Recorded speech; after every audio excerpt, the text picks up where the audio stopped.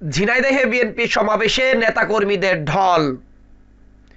নিত্য প্রয়োজনীয় পণ্যের মূল্য সহনীয় পর্যায়ে রাখা, অবনতিশীল আইন শৃঙ্খলা পরিস্থিতির উন্নতি, দ্রুত গণতান্ত্রিক যাত্রাপথে উত্তরণের জন্য নির্বাচনী রোডম্যাপ ঘোষণা এবং পতিত ফ্যাসিবাদের নানা চক্রান্তের অপচেষ্টার মোকাবেলার দাবিতে ঝিনাইদহ জেলা বিএনপির উদ্যোগে স্থানীয় ওয়াজের আলী হাই স্কুল মাঠে বিশাল এক সমাবেশের আয়োজন করা হয়।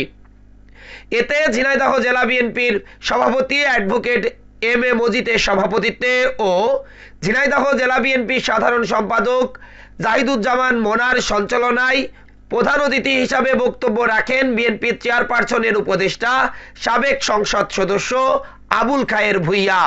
দীর্ঘ পরিশ্রম, বিএনপি নেতা কর্মীদের গুম খুন, আন্দোলন সংগ্রাম, শহীদ বরণ সাধারণ বরণ করা এবং বেগম খালেদা জিয়াকে বাংলাদেশে যদি সবচেয়ে বড় নির্যাতিত পরিবার হয় সেটা হচ্ছে বেগম খালেদা জিয়া।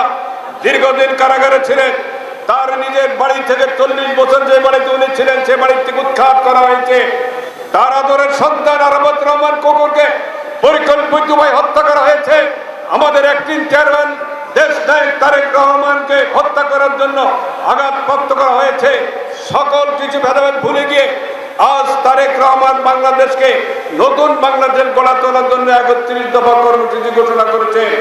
ইতিমধ্যে আমাদের নেতৃবৃন্দ বলেছেন প্রত্যেকটি গ্রামে, প্রত্যেকটি বাড়িতে, প্রত্যেকটি মহল্লায় আমরা আগামী দিনে বাংলাদেশ বিনির্মাণের জন্য বাংলাদেশে একটি সুখী শক্তিশালী একটি শক্তিশালী রাষ্ট্র গড়ে তোলার জন্য 31 দফা প্রণয়ন করা হয়েছে। এই 31 দফা হচ্ছে বাংলাদেশের জনগণের মুক্তির সনদ। এই 31 দফা হচ্ছে বাংলাদেশের জনগণের স্বাধীনতার সপক্ষের একটি সনদ। সেই সনদকে মাথায় রেখে আজকে সারা বাংলাদেশে এদেশের জনগণকে ঐক্যবদ্ধ করার জন্য এই সমস্ত সমাবেশ একটি অংশ। এখানে মধ্যে মধ্যে আপনারা এ সময় আরো বক্তব্য রাখেন খুলনা বিভাগীয় বিএনপির সহ সাংগঠনিক সম্পাদক বাবু জয়ন্ত কুমার কুন্ডু। বৈষম্য বিরোধী ছাত্র আন্দোলনের ব্যানারে আমরা মিছিল করিয়েছিলাম, ঠিক কিনা বলেন? এরপর 3 তারিখ পিন্টুর সাথে রনকের সাথে ছাত্র দলের সভাপতি সাধারণ সম্পাদকের সাথে কথা হলো। আগামীকাল একটি খেলা হবে, রাজপথ প্রকম্পিত হবে। কি 3 তারিখ কি ঝিনাইদহ দখলে ছিল আমাদের?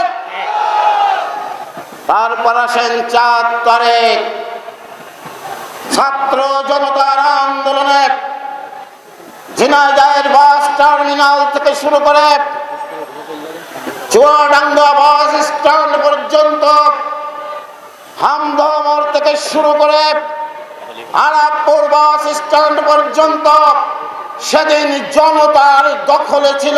আমি ফ্যাসিবাদের দালালেরা পালিয়ে গিয়েছিল। কেন্দ্রীয় বিএনপির সহ তথ্য ও গবেষণা বিষয়ক সম্পাদক আমিরুজ্জামান খান শিমুল, কেন্দ্রীয় নেতা সাইফুল ইসলাম ফিরোজ সহ কেন্দ্রীয় ও স্থানীয় বিএনপির নেতাকর্মীরা এ সময় বক্তব্য রাখেন। যে অনেকে মনে করছেন দেশে নির্বাচন হতে দেরি হবে, তাদেরকে পরিষ্কার করে বলতে চাই যে আমাদের নেতা দেশনায়ক তারেক রহমান খুব কৌশলে কিন্তু একটি গণ অভ্যুত্থান ঘটিয়েছেন। ছাত্ররা সামনে ছিল, ছাত্রদের পিছনে কে ছিল, কিভাবে ছাত্রদেরকে সংগঠিত করা হয়েছে, এখন কিন্তু বিভিন্ন রাজনৈতিক নেতাদের কর্মীদের বক্তব্যের মাধ্যমে পুরো বেরিয়ে আসছে যে এই আন্দোলনের মাস্টার মাইন্ড ছিল তারেক রহমান।